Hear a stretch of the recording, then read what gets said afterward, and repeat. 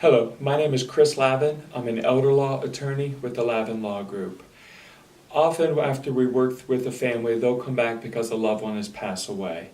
And they're confused because they need to know the steps or the proper steps.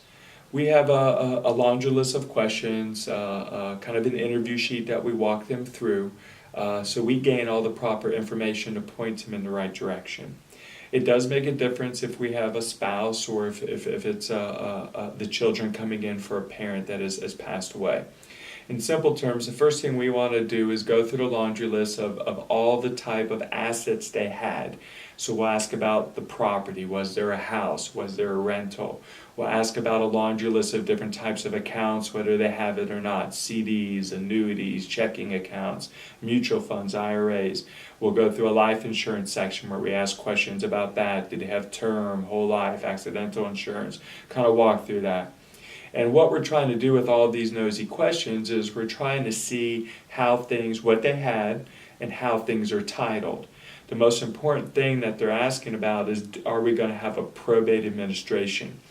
So if things were titled with ownership between spouses, there would not be a probate because the surviving spouse would still have control.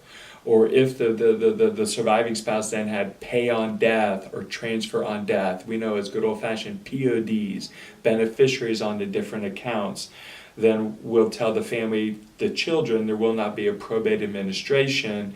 We have to send some paperwork to the bank or the insurance company, but they'll be entitled to the assets because mom and dad already directed them to them.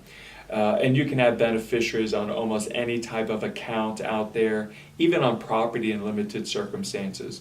We'll see, is there a trust involved, and if so, what assets were held by the trust, because that would mean no probate where mom or dad or spouse passed away. So we need to see the type of assets, how they're titled, so we can see how we can gain control.